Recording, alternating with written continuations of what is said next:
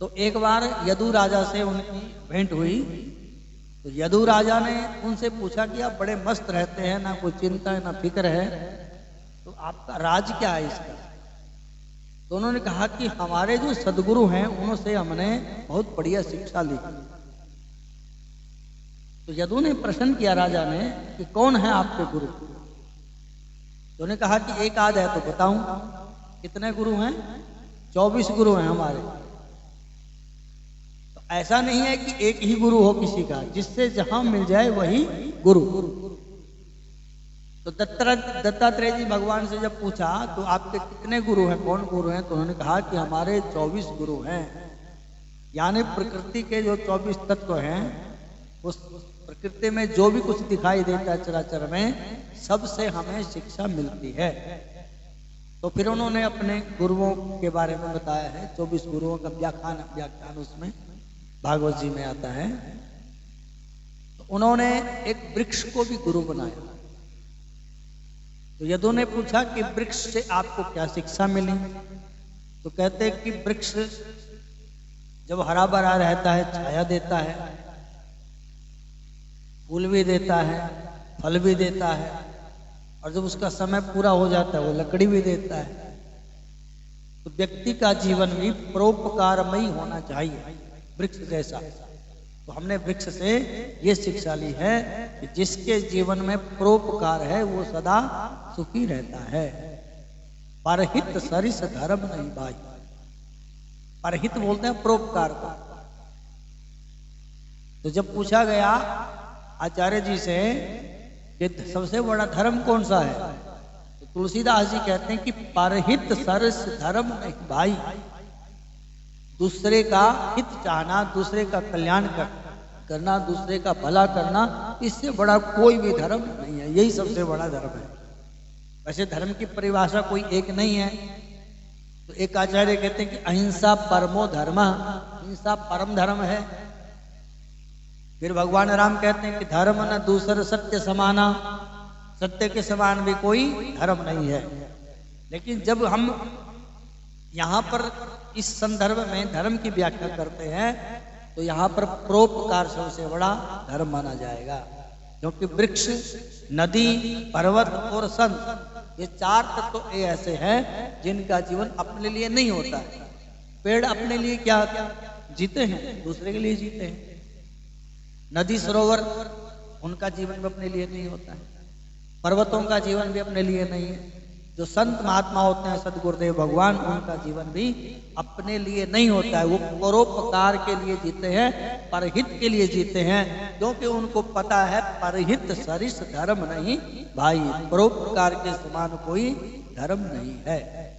तो दत्तात्रेय भगवान कहते हैं कि वृक्ष से हमने परोपकार की शिक्षा ली है। जीवन में साधक को, व्यक्ति को हमेशा परोपकार की भावना रखनी चाहिए कि दूसरे का किसी न किसी प्रकार से भला हो जाए। तो अनेक प्रकार के वहां पर गुरुओं की चर्चा है, जो हमको किसी भी प्रकार की शिक्षा प्रदान करता है, किसी भी प्रकार का हमें ज्ञान प्रदान करता है, वो हमारे लिए सदगुरु है। इसलिए आज जो गुरु पूर्णिमा है, वैसे जो गुरु शब्द है, गुरु में 2 अक्षर है, एक है गु, एक है रु। गुकारस्तु अंधकारा, गुकारस्तु अंधकारा, रुकारस्त निरोधका। गुकार अंधकार का प्रतीक है और रू उसका निरोधक अर्थात प्रकाश का प्रतीक है। गा माने अंधेरा और रा माने प्रकाश। तो जो अज्ञान रूपी अंधेरे को हटा दे हमारे जीवन से और ज्ञान रूपी प्रकाश को जगमगा दे, उसका नाम है गुरु। जो हमारे जीवन में से सारे दोष निकाल करके हमें अच्छे संस्कार और शिक्षा प्रदान करता है, वो हमें गुरु, उनको हम गुरु रूप में प्रणाम करते हैं। बोलो सदगुरुदेव भगवान की। आपने एक दोहा सुना होगा, गुरु लोग कभी कभी डांटते भी हैं, फटकार भी देते हैं, मार भी देते हैं। अब तो मारना मना कर दिया है, पहले तो बहुत मारते थे। घर वाले खुद जा करके बोलते थे स्कूल में, इसको जरा खींच के रखना, ये गड़बड़ करता है। और अब कोई हाथ भी नहीं लगाने देता। तो जो गुरु डांटते हैं या मारते हैं, उसके पीछे शिष्य का कल्याण छिपा हुआ होता है। एक दोहा आपने सुना होगा कि गुरु कुम्हार शिष्य कुंभ है, घड़ी घड़ी काटे कोट, अंतर अंतर सहार दे और बाहर मारे चोट। गुरु को कहा गया कि गुरु कुम्हार का रूप, गुरु को कुम्हार के रूप में बताया गया है और शिष्य को घड़े के रूप में। जब कुम्हार मटका बनाता है, उसका जो फाइनल टच देता है, तो उसको अच्छी तरह से देखता है कि इसमें कोई कमी तो नहीं है, तो फिर वो उसके अंदर हाथ रखता है ऐसे, और बाहर उसके पास एक फटकी होती है, उस फटकी से मारता है, उसको सुधार सीधा कर देता है एकदम, उसमें किसी प्रकार की कोई कमी ना रहे, मतलब अंदर से टूट ना जाए, इसलिए अंदर से सहारा और बाहर से चोट भी मारता है। इसी प्रकार से गुरु जी जब विद्यार्थी को या साधक को डांटते हैं, फटकारते हैं, किसी ना किसी प्रकार से या थोड़ा बहुत मारते हैं, तो अंदर से उनका हृदय बहुत ही कोमल होता है, उसके कल्याण चाहते हैं। इसलिए गुरु जी को कहा कि गुरु कुम्हार शिष्य कुंभ है, घड़ी घड़ी काटे कोट, अंतर अंतर सहारते और बाहर मारे चोट। अब जैसे कोई छोटा सा बच्चा है, मान लो 3, 4, 5 साल का बच्चा है, तो उसको फोड़ा हो गया और फोड़ा भी जबरदस्त हो गया, उसको ठीक भी करवाना, उसका इलाज भी करवाना है, और माता जिसको डॉक्टर के पास लेकर के जाती है, तो डॉक्टर के पास जब लेकर के जाती है माता, तो उसको दर्द होगा, वो कटेगा, चीरेगा, उसको दर्द तो होगा, कष्ट भी होगा। तो उस कष्ट को माता को कष्ट तो हो रहा है, लेकिन ये इसके पीछे ये सोचती है माता कि इसका इलाज कराना बहुत जरूरी है, नहीं तो सारे शरीर में इसका विष फैल जाएगा और बहुत गड़बड़ हो सकती है। ठीक समझ गए? इसी प्रकार से गुरु जी अपने जो शिष्य हैं उनका इलाज करते हैं, बेशक ही उनको कठोरता का व्यवहार करना पड़े। तो गुरु जी के प्रति कोई ब्राह्मण है, कोई गुरु है जो आपके बड़े हैं, जो आपको किसी ना किसी प्रकार की शिक्षा देते हैं, यदि कहीं ना कहीं कभी किसी प्रकार से कठोर व्यवहार भी करते हैं, तो उनके प्रति ज्यादा क्रोध भाव नहीं रखना चाहिए और उनके बारे में कुछ उल्टा सीधा नहीं सोचना चाहिए। क्यों? माता पिता गुरु संत हमेशा साधक शिष्य पुत्र का हमेशा कल्याण चाहते हैं। तो जो ऐसे सदगुरु हैं हमें शिक्षा प्रदान करते हैं, ऐसे सदगुरु जी के चरण कमलों में हम सब मिलकर के प्रणाम करते हैं। बोलो सदगुरुदेव भगवान की जय। अब जो पद्म पुराण है, पद्म पुराण में एक श्लोक आया है, बहुत बढ़िया श्लोक है, सब बोलते भी हैं आप। गुरुर् ब्रह्मा गुरुर्विष्णु गुरुर्देवो महेश्वर गुरुर् साक्षात् परब्रह्म तस्मै श्री गुरवे नमः। ये जो श्लोक है ये भगवान व्यास जी के लिए था। भगवान व्यास जी के लिए बोला गया कि आप ही ब्रह्मा हैं, आप ही विष्णु हैं, आप ही शंकर हैं और आप ही परम पिता परमात्मा परम तत्व ब्रह्म हैं। मैं आपके चरणों में प्रणाम करता हूं। ऐसे व्यास जी के चरणों में प्रणाम किया गया। लेकिन जो आजकल के गुरु हैं उन्होंने अपने ऊपर ही इसको घटा लिया है श्लोक। तो अपने शिष्य को बोलते हैं कि देखो गुरु ब्रह्मा, जो मैं हूं वो ब्रह्मा का स्वरूप हूं, मतलब आप हमें ब्रह्मा मान सकते हैं, आप हमें विष्णु मानो, क्योंकि गुरु शब्द आ गया वहां। तो गुरु ब्रह्मा गुरु विष्णु गुरुदेवो महेश्वर, गुरु ही शंकर का रूप है। और इससे भी ज्यादा श्रद्धा आपकी है तो हमें परम पिता परमात्मा भी मान सकते हैं। ये मतलब है इनका कहने का। लेकिन श्लोक किसके लिए था? व्यास जी के लिए था, क्योंकि व्यास जी अचतुर्मुखो ब्रह्मा, उनके 4 मुख नहीं है व्यास जी के, लेकिन फिर भी वो ब्रह्मा है। द्विर्बाहुर अपरोहरि, उनकी 2 भुजाएं हैं, जैसे विष्णु भगवान की 4 भुजाएं होती हैं, उनकी 2 भुजाएं हैं, लेकिन फिर भी वो विष्णु हैं। अभाल नेत्रो, उनके तीसरा नेत्र नहीं है। अभाल नेत्रो शंभु, जैसे भगवान महादेव के भाल में चंद्र, इसमें मस्तक में तीसरा नेत्र है, इसी प्रकार से व्यास जी अभाल नेत्र, उनके भाल में मस्तक में चंद्रमा तो नहीं है, नेत्र तो नहीं है, लेकिन फिर भी वो शिव रूप हैं। भगवान वादरायण, वादरायण मतलब भगवान व्यास जी ऐसे हैं कि वही ब्रह्मा हैं, वही विष्णु हैं, वही शंकर हैं। भगवान व्यास जी की इसमें स्तुति की गई है। अच्छा, जो गुरु जी होते हैं यानी व्यास जी हैं, तो आप अपने गुरु के रूप में मानिए, तो गुरु जी को ब्रह्मा क्यों कहा गया, गुरु जी को विष्णु क्यों कहा गया, और गुरु जी को शिव ही क्यों कहा गया? तो जिस प्रकार से ब्रह्मा सृष्टि करते हैं, उसी प्रकार से गुरु जी अपने शिष्य की सृष्टि करता है। सृष्टि का मतलब जन्म देता है। हमारा 2 जन्म होते हैं हमारे, जिसके 2 जन्म होते हैं उसको बोलते हैं द्विज। क्या बोलते हैं? द्विज। विरजायते, 2 बार जिसका जन्म हो उसको बोलते हैं द्विज। द्विज पक्षी को भी बोलते हैं। पक्षी भी 2 बार जन्म लेता है, एक बार माँ के गर्भ से अंडे के रूप में, और दूसरी बार फिर अंडे से बच्चे के रूप में, तो उसको भी द्विज बोलते हैं। और द्विज दांतों को भी बोलते हैं, क्योंकि हमारे जो दांत हैं वो भी 2 बार आते हैं, एक बार कच्चे दांत होते हैं और दोबारा से फिर पक्के दांत होते हैं। और एक बोलते हैं द्विज ब्राह्मण को, ब्राह्मण क्षत्रिय वैश्य जो भी है द्विज, जिसका 2 बार जन्म होता है। एक बार तो माँ के गर्भ से जन्म हो गया, और दूसरा जन्म होता है गुरु के मुखारविंद से। जब गुरु जी आपको गुरु मंत्र देते हैं तो समझ लो आपको दूसरा जन्म मिल गया। तो जो जन्म देता है, जो सृष्टि करता है, उसका नाम ब्रह्मा है। तो गुरु जी महाराज हमें गुरु मंत्र दे करके एक नया जन्म दे देते हैं, इसलिए गुरु जी को कहा गया कि गुरुर ब्रह्मा। और विष्णु, जिस प्रकार से नारायण भगवान सृष्टि का पालन करते हैं, उसी प्रकार से गुरु जी चारों तरफ से संकटों से बचा करके अपने शिष्य की यानी साधक की रक्षा करते हैं, इसलिए गुरु को कहा गया विष्णु। जब हम लोग इसका पूरी कथा होती है ना, कथा के अंत में प्रतिदिन रुद्राष्टक का पाठ करते हैं। शंकर भगवान जी की जो स्तुति है रुद्राष्टक, उसका पाठ करते हैं। तो उसका जो पाठ कहाँ से प्रारंभ हुआ, उसके मूल में क्या है? उसके मूल में यही है कि एक शिष्य से अपने गुरु का अपमान हो जाता है, और शंकर भगवान उसके ऊपर क्रोधित हो जाते हैं कि गुरु का अपमान कर दिया।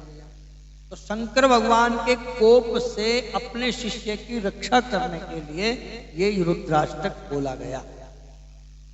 यानी जो गुरु जी हैं वो अपने शिष्य की हर प्रकार से रक्षा करते हैं, इसलिए उनको कहा गया है कि ये हमारे भगवान विष्णु के रूप में गुरु को प्रणाम करते हैं, विष्णु हैं। और शंकर भगवान, जिस प्रकार से शंकर भगवान का काम है संहार करना, भगवान ब्रह्मा सृष्टि करते हैं और विष्णु भगवान उसका पालन करते हैं, और शंकर भगवान उसका संहार करते हैं। तो जिस प्रकार से शंकर भगवान सृष्टि का संहार करते हैं, उसी प्रकार से सदगुरु भी हमारे जीवन में जो अनेक प्रकार के दोष हैं, अनेक प्रकार के भावनाएं हमारे अंदर होती हैं, तो उन दोषों का भगवान गुरुदेव निराकरण कर देते हैं, संहार कर देते हैं, खत्म कर देते हैं। इसलिए कहा गया है कि गुरु हमारे शंकर भगवान के समान है।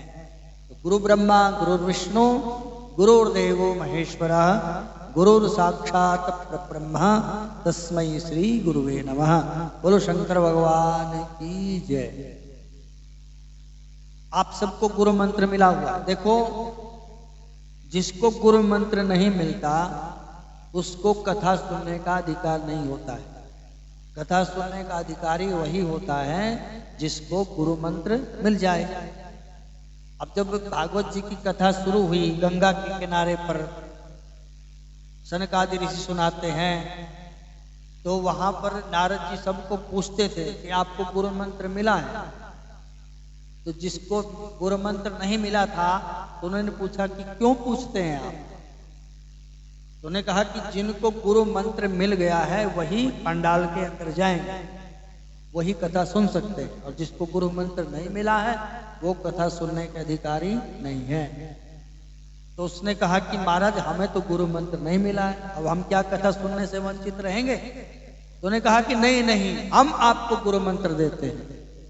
तो जिसको गुरु मंत्र मिला होता था वो तो पंडाल में प्रवेश कर जाता था, और जिसको गुरु मंत्र नहीं मिलता था उसी समय नारद जी उनके कान में मंत्र फूंकते थे, ओम नमो भगवते वासुदेवाय। जाओ, गुरु मंत्र मिल गया आपके पास। तो आप सबको गुरु मंत्र मिला हुआ है। अगर गुरु मंत्र नहीं मिला तो आप कथा कैसे सुनेंगे फिर? सबको मिला गुरु मंत्र, या तो ऐसे करो या ऐसे करो। जो विवाहिता स्त्री होती है उसके गुरु उसके पतिदेव होते हैं। बात समझिए? पति परमेश्वर, जो ईश्वर शब्द है, ईश्वर शब्द भगवान शंकर के लिए ही प्रयोग हुआ। ईश्वर का मतलब भगवान नहीं होता, ईश्वर का मतलब है भगवान महादेव शंकर। और पति आपके परमेश्वर हैं, वो तो परमेश्वर हैं। तो पति आपके क्या हो गए? गुरुदेव हो गए। अगर श्रद्धा ना हो पति में, है श्रद्धा? अगर श्रद्धा है पतिदेव में तो पतिदेव को ही भगवान गुरु मानिए। और यदि पतिदेव में श्रद्धा ना हो, है? क्योंकि यदि पतिदेव में आपकी गुरु रूप में श्रद्धा हो गई तो फिर उसमें कोई दोष आपको दिखाई दे गया, फिर गड़बड़ हो जाएगा। क्योंकि गुरु में दोष नहीं दिखना चाहिए। अगर गुरु में दोष दिख गया तो वहां पे गुरु का अपमान हो जाएगा। इसलिए बहुत विचार करके गुरु मंत्र लेना चाहिए। तो जिसको गुरु मंत्र मिल गया ठीक है, नहीं तो भगवान महादेव को अपने सदगुरु के रूप में प्रणाम करें। बोलो शंकर भगवान की जय। पार्वती ने भगवान महादेव से कहा कि आप हमें कथा सुनाइए। भगवान ने कहा कि कथा तो गुरुजी से सुननी चाहिए। तो पार्वती के गुरुजी कौन है पता आपको? बोलो। नारद जी। हाँ, नारद जी पार्वती के गुरुजी हैं। अब कहाँ नारद जी को ढूंढ के लाएं, और नारद जी इतनी देर बैठ भी नहीं सकते, उनको तो वैसे शाप मिला हुआ है। तो पार्वती ने कहा कि प्रभु ऐसा है, नारद जी तो गुरु हैं, चलो ठीक है, लेकिन मैंने तो ये सुना है कि आप तो त्रिलोकीनाथ है, त्रिलोक के गुरु हैं आप। तो पार्वती कहती है वहां पे रामचरितमानस में लिखा है कि तुम त्रिभुवन गुरु वेद बखाना, आन जीव पामर का जाना। हे प्रभु, वेदों में व्याख्यान आता है, यानी वेदों ने बोला है कि आप त्रिभुवन के गुरु हैं, तीनों लोकों के गुरु आप हैं। आन जीव पामर का जाना, और के छोटे मोटे ये गुरु हैं, ये क्या हो सकते हैं आपके आगे? इसलिए आपको ही हम गुरु रूप में प्रणाम करते हैं, आप ही हमें कथा सुनाइए। तो भगवान महादेव सबके गुरु हैं। या कृष्ण भगवान को गुरु मान लीजिए, कृष्णम वंदे जगत गुरु, कृष्ण भगवान को गुरु में प्रणाम करो। या तो हनुमान जी को गुरु मान लो, जय जय जय हनुमान गोसाई कृपा करो गुरुदेव की नाई। तो जैसे अगर आपको गुरु मंत्र मिला हुआ है बहुत बढ़िया, गुरु मंत्र गुरु जी से मिला है बहुत बढ़िया है, नहीं तो पति देव आपके गुरु हैं और वहां पर आपकी ज्यादा श्रद्धा नहीं होती है तो फिर भगवान को ही अपने गुरु रूप में प्रणाम करो। बोलो शंकर भगवान की जय। अच्छा, आपने कभी विचार किया इस बात का कि जो अपना सिख संप्रदाय है उसमें 10 गुरु ही क्यों हैं? 11 क्यों नहीं हो गए, या तो 9 क्यों नहीं हो गए, 20 क्यों नहीं हो गए? विचार किया कभी? उनके जो 10वें गुरु थे वो थे गुरु गोविंद सिंह। कौन थे? गुरु गोविंद सिंह 10वें गुरु। तब गुरु परंपरा चली आ रही थी। ये गुरु बन के पहले नानक देव हुए, या फिर जो भी उनके गुरु आए, हरिनारायण आए, नामदेव आए, जो भी। तो उन्होंने कहा, विचार किया कि अभी कलयुग आ गया है और कलयुग का प्रभाव इतना बढ़ गया है। गुरु गोविंद सिंह जी कहते हैं कि हम जैसे जो उच्च कोटि के साधक हैं हमारे ऊपर भी कलयुग का प्रभाव पड़ने लग गया। तो अब जो आने वाले आगे गुरु होंगे उनकी क्या दशा होगी? तो उन्होंने विचार किया इस बात पर। तो उन्होंने फिर सोच समझ के ये निर्णय लिया कि आगे जो गुरु होंगे उनका चरित्र ठीक नहीं रहेगा, उनके अंदर 10 कमियां शिष्य को दिखाई देंगी। और जब शिष्य को गुरु के अंदर कमी दिखाई देने लग जाती है तो गुरु के प्रति उनकी श्रद्धा कम हो जाती है और दोष दृष्टि होने के कारण गुरु का अपमान होने लगता है, इसलिए हम गुरु परंपरा को ही बंद कर देते हैं। तो इसलिए उन्होंने अपनी, जब वो गुरु थे 10वें गुरु, तो आगे उन्होंने गुरु परंपरा ही बंद कर दी। तो फिर ये प्रश्न उठा कि भाई जब गुरु परंपरा ही बंद हो गई तो हमें शिक्षा कौन देगा, गुरु मंत्र कहां से मिलेगा। तो उन्होंने कहा कि जो हमारे धर्म ग्रंथ हैं, जो हमारे धर्म ग्रंथ हैं, चाहे पुराण हैं, वेद हैं, चाहे उनके ग्रंथ साहब हैं, तो जो हमारे धर्म ग्रंथ हैं इनको ही हम गुरु रूप में प्रणाम करें और इनमें जो लिखा है गुरु की आज्ञा मान करके इसके अनुसार जीवन जिए, यही हमारे गुरु होंगे। इसलिए सिखों के 10 गुरु हुए, 11वें गुरु उन्होंने आगे नहीं बनाई, ये परंपरा ही उन्होंने बंद कर दी। तो गुरु का अपने जीवन में होना बहुत जरूरी है। जब तक गुरु नहीं होंगे तब तक जीव का कल्याण नहीं हो सकता। बोलो सद्गुरुदेव भगवान की जय। इसलिए आज के दिन व्यास जी भगवान प्रकट हुए, व्यास जी की पूजा करनी चाहिए, उनका नाम स्मरण करना चाहिए। और आज से जो श्रावण का महीना है, वैसे तो कल से महीना शुरू होगा, लेकिन जो नियम और संयम होते हैं किसी भी महीने के व्रत लेने के, वो पूर्णिमा से पूर्णिमा तक चलते हैं। आज पूर्णिमा आषाढ़ की, तो आज की पूर्णिमा से श्रावण के व्रत प्रारंभ हो गए हैं। जो व्रत करते हैं या शंकर भगवान पर जल चढ़ाते हैं, बेलपत्र इत्यादि चढ़ाते हैं, तो आज से वो प्रारंभ हो गया है। तो आज से और 1 महीने तक श्रावण के महीने में जो भगवान महादेव की खूब पूजा करता है, उनका मंत्र का जप करता है, उनकी कथा का श्रवण करता है शिव पुराण के माध्यम से, तो भगवान उनको मनवांछित फल प्रदान करते हैं। शिव पुराण एक ऐसा ग्रंथ है जो जीव को ज्ञान, भक्ति और वैराग्य तीनों से सराबोर कर देता है। जो हमारे विभिन्न देवताओं की परिकल्पना हुई है कि किस देवता से क्या प्राप्त हो, तो जब ज्ञान की बात आई तो ज्ञान के देवता हैं भगवान महादेव। ज्ञान चाहिए, बुद्धि चाहिए, विद्या चाहिए, तो भगवान महादेव से प्राप्त करनी चाहिए। तो जो श्रावण का महीना है, इस महीने में भगवान महादेव के चरित्रों को सुनना, भगवान महादेव की पूजा करना, चाहे शिवलिंग के रूप में करें, चाहे भगवान की साकार रूप में पूजा करें, जैसे भी करें, तो भगवान महादेव की पूजा, भगवान महादेव के नाम का जप करना और ओम नमः शिवाय इस मंत्र का ज्यादा से ज्यादा जप करना, शिव पुराण की कथा सुनना, ये श्रावण के महीने में बहुत ज्यादा फलदायी होते हैं। यदि हम शंकर भगवान को देखो, जीवन में सुख और दुख सबके चलते रहते हैं। ऐसा कोई व्यक्ति नहीं है जिसको केवल सुख ही सुख मिला हो, दुख ना मिला हो, या केवल दुख ही दुख मिला हो, सुख ना मिला हो, ऐसा नहीं होता है। तो जिस प्रकार से हमारे जीवन में अपने आप ऑटोमेटिक दुख आ जाता है, दुख को कोई बुलाता थोड़ी है, अपने आप आ जाता है।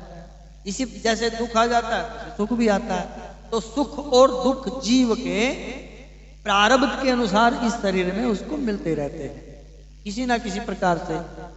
ये सबके जीवन में आते हैं, ऐसा कोई नहीं है कि केवल सुख ही सुख मिला हो किसी को, या तो किसी को दुख ही दुख मिला हो। तो ये तो सब चलता रहता है, लेकिन विवेक बुद्धि से व्यक्ति को हमेशा सत्कर्म करने का प्रयास करना चाहिए। जीवन में भगवान महादेव के साथ यदि आपका नाता जुड़ गया, यदि भगवान के चरणों में प्रेम हो गया, तो फिर अपने जीवन में जीव को किसी प्रकार का दुख नहीं होता है। वो अपने उस दुख को अनायास ही सहन कर लेता है महादेव की कृपा से। भगवान महादेव उसको इतनी शक्ति प्रदान कर देते हैं कि वो उस दुख का अनुभव ही उसको नहीं होता है। तो महादेव से नाता जोड़ने के लिए, भगवान महादेव के चरणों में प्रेम प्राप्त करने के लिए सबसे बढ़िया तरीका है भगवान महादेव के चरित्रों का श्रवण करना। शिव पुराण के माध्यम से भगवान महादेव की कथा सुननी चाहिए। शिव पुराण एक बहुत बड़ा ग्रंथ है, इसमें 24,000 श्लोक हैं, और थोड़े बहुते तो है नहीं। अब 24,000 श्लोकों की व्याख्या जो करें तो पूरा 1 वर्ष लग जाएगा उसमें। तो अब हमने तो यहाँ पे 30 दिन ही कथा करनी है, 1 महीना, और 1 महीना कथा में भी 5-10 मिनट आरती में निकल जाते हैं, 5-10 मिनट पहले कीर्तन में निकल जाते हैं, 40 मिनट की कथा होती है। तो इसमें कितना सुनेंगे, कितना समझेंगे? हम अपनी बुद्धि के अनुसार जितना सुना सकेंगे सुनाएंगे, और आप अपनी बुद्धि के अनुसार उसको ग्रहण करें। जो अच्छी बात जीवन में कहीं आ गई और जीवन में चरितार्थ हो गई तो समझ लो हमारा पूरा शिव पुराण सुनना सार्थक हो गया। तो 24,000 इसमें श्लोक हैं और 7 संहिताओं में इसको बांटा हुआ है। जैसे गीता में अध्याय हैं, भागवत जी में स्कंद बांटे हुए हैं, और जब हम महाभारत को देखते हैं तो उसको पर्वों में बांटा हुआ है। इसी प्रकार से शिव पुराण को 7 संहिताओं में बांटा हुआ है। तो ये 24,000 श्लोकों का महाग्रंथ है। जो इसका श्रवण करता है, कोई सुनाता है तो या कोई सुनता है, सुनना भी भक्ति है और सुनाना भी भक्ति है। जब 9 प्रकार की भक्ति का वर्णन होता है तो उसमें भगवान यही तो बताते हैं सबरी को भगवान कहते हैं कि जो मेरी कथा को सुनता है वो भी भगवान की भक्ति करता है। प्रथम भक्ति संतन कर संगा, दूसरी रति मम कथा प्रसंगा। रति पूर्वक भगवान की जो कथा सुने वो भगवान की भक्ति, और चौथी भक्ति भगवान की है तीसरी भक्ति मम गुण गण करे कपट तजी गान। जो भगवान की कथाओं का गान करता है छल कपट का परित्याग करके, तो भगवान कहते हैं कि वो मेरी भक्ति करता है। तो भगवान की कथा जो सुनता है वो भगवान की भक्ति है, और भगवान की कथा जो सुनाता है वो भी भगवान की भक्ति है। इसलिए भगवान को प्राप्त करने का जो सबसे सरल उपाय है वो है भगवान की कथाओं को सुनना। तो हम लोग निरंतर लगातार भगवान महादेव के चित्रों को सुनने का प्रयास करेंगे। जितना हो सकता है, समय कम भी हो सकता है, ज़्यादा भी हो सकता है, तो हम भाव के साथ कथा का श्रवण करें और प्रतिदिन भगवान महादेव का अभिषेक करें, उनकी पूजा करें। जल, दूध, दही, शक्कर, पंचामृत आदि, बेलपत्र, गंगा जल जो भी बन पड़े वो भगवान को चढ़ाइए, क्योंकि भगवान महादेव बहुत जल्दी प्रसन्न हो जाते हैं और अपने साधक को वो दे देते हैं बिना विचार। भगवान का एक नाम है औढ़रदानी। क्या नाम है? औढ़रदानी। औढ़रदानी का मतलब बिना विचारे जो एकदम सब कुछ दे देते। एक बृकासुर नाम का राक्षस था, वो कहीं सोचते हो जा रहा है कौन से भगवान की पूजा करूं, कौन से भगवान को मनाऊं। रास्ते में नारद जी मिल गए, तो नारद जी से पूछ लिया उन्होंने कि ऋषिवर प्रणाम। बोले हाँ भाई क्या बात है, कहाँ घूम रहे हो? तो बोले समझ में नहीं आ रहा है कि कौन से भगवान को प्रसन्न करने के लिए तप करूं तो बहुत जल्दी प्रसन्न हो जाए। तो नारद जी ने कहा कि भगवान महादेव को प्रसन्न करो, वो बहुत जल्दी प्रसन्न हो जाते हैं। भगवान महादेव का एक नाम है आशुतोष। बोलो आशुतोष। आशुतोष भगवान। आशुतोष का अर्थ है आशु मैंने बहुत जल्दी, और तोष मैंने संतुष्ट होने वाले, प्रसन्न होने वाले। आशुतोष भगवान यानी महादेव बहुत जल्दी प्रसन्न हो जाते हैं। उनको प्रसन्न करने के लिए तप करो। तो बृकासुर के बाद जम गई, समझ में आ गई, और वो भगवान महादेव को प्रसन्न करने के लिए तप करने लगे। दोनों हाथ ऊपर उठाए और गर्मी, सर्दी और बारिश कुछ ना देखे, बस ओम नमः शिवाय, ओम नमः शिवाय, और कितना कठोर तप किया, भगवान महादेव प्रकट हो गए। बोलो शंकर भगवान। शंकर भगवान ने कहा कि हे भक्त, मैं तेरी तपस्या से बहुत प्रसन्न हूं और मुझसे कुछ वरदान मांग लो। अब शंकर भगवान से गलती ये हो गई कि वो पार्वती के साथ वहां पर पहुंच गए। तो पार्वती के साथ पहुंचे तो बृकासुर की दृष्टि पड़ गई पार्वती के ऊपर। अब राक्षस तो राक्षस है, ऐसी इसकी विचारधारा। अब उसने सोचा महादेव पार्वती का क्या करेंगे, पार्वती मेरे को मिल जाए तो ठीक है। तो महादेव को कहा कि प्रभु जो मांगो देंगे। बोले हाँ, हम बहुत ऑर्डर हैं, जो मांगो सो वरदान देंगे। तो भगवान महादेव ने कहा कि बोलिए क्या चाहते हो। तो बृकासुर कहते हैं कि जिसके सिर पर हाथ रखूं और वो वहीं पे भस्म हो जाए। अब भगवान महादेव ने विचार नहीं किया कि क्या बोल रहा है, मैं क्या कह रहा हूं। भगवान ने माना कि जाओ दिया, तथास्तु, ऐसा ही हो। और उसने जब ये वरदान उसको मिल गया, तो शक्ति मिल गई, तो शंकर भगवान के पीछे दौड़ पड़ा अब शंकर भगवान ने विचार किया कैसा दुष्ट है, अच्छा वरदान दिया इसको। तो भगवान महादेव उसने तो यही विचार से था ना वो तो, कि महादेव के सिर पर हाथ रखेंगे महादेव भस्म हो जाएंगे, पार्वती मेरे को मिल जाएगी। भगवान दौड़े, कभी इधर दौड़े कभी उधर दौड़े, भगवान ने विचार किया ये बड़े फंसे। तो फिर उन्होंने नारायण भगवान को याद किया। नारायण भगवान वहां पे उनकी समस्या का समाधान करने के लिए जो बृकासुर है उसके आगे प्रकट हो गए बाल ब्रह्मचारी के रूप में। सुंदर भगवान ने तिलक लगाया हुआ है, घुंघराले भगवान के बाल, और उनको देख करके तो ब्रह्मचारी को देख करके बृकासुर मस्त हो गए। तो उन्होंने कहा कि हे राक्षस राज कहाँ भ्रमण कर रहे हो। भगवान ने इतनी मधुर वाणी से बोला कि भगवान की तरफ ही देखता रहा। बोले नहीं प्रभु बस ऐसे ही भ्रमण कर रहे हैं। बोले नहीं कुछ बात है। बोले शंकर भगवान ने हमें एक वरदान दिया है।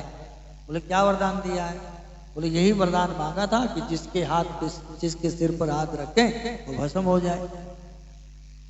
तो भगवान तो शंकर भगवान को बचाना चाहते हैं। तो भगवान ने कहा कि अरे कहाँ उनकी बातों में आ गए, वो तो पगला गए हैं आजकल, उनको पता ही नहीं रहता कि हम क्या बोल रहे हैं, क्या कर रहे हैं, क्या वरदान दे रहे हैं। वो क्या वरदान देंगे, उन्होंने तो आपको बहका दिया, आप झूठ मूठे उनके चक्कर में पड़े हैं। वो कहाँ वरदान देने, उनके अंदर शक्ति खत्म हो गई है। ने कहा कि नहीं यार ऐसी बात नहीं है आपने। अच्छा ये बताओ कि आपको जो वरदान मिला इसकी परीक्षा की। बोले नहीं। किसी के सिर पर हाथ रख करके देखा। बोले नहीं। तो बोले आप अपने सिर पर हाथ रख के देख लो, पता भी चल जाएगा। अब उसकी ऐसी बुद्धि खराब हो गई, विचार उसके ऐसे खराब हो गई बुद्धि कि उसको पता नहीं लगा कि मैं अपने सिर पे हाथ रखूंगा तो मैं भस्म हो जाऊंगा। और भगवान ने इतनी मीठी बातों से उसको रिझाया, अपने वश में कर दिया। और बृकासुर के बाद समझ में आ गई कि पहले परीक्षा कर लेते हैं। और बृकासुर ने जैसे ही अपने सिर के ऊपर हाथ पधराया ऐसे, और वहीं में भस्म हो गया। बोलो शंकर भगवान की। तो ऐसे भोलेनाथ बाबा जो बिना विचारे ही औढ़र दानी के रूप में प्रकट होकर के अपने साधक को, अपने भक्तों को सब कुछ दे देते हैं। तो उनकी इस महीने में विशेष करके श्रावण के महीने में यदि हम पूजा करते हैं, आराधना करते हैं, तो वो हमें यानी अपने साधक को सब कुछ सर्वस्व दे देते हैं। ऐसे भोलेनाथ बाबा के साथ संबंध जोड़ने के लिए, उनको अपने जीवन में प्राप्त करने के लिए एकमात्र उपाय है भगवान महादेव के चरित्रों को शिव पुराण के माध्यम से सुनना। तो हम लोग प्रतिदिन यहाँ पे 6 से 7 बजे तक भगवान के इन दिव्य चरित्रों को सुनेंगे, और जितना हो सकेगा हम सुनाएंगे। आप अपनी बुद्धि से उन्हें सुनने का प्रयास करना। बोलो शंकर भगवान की जय।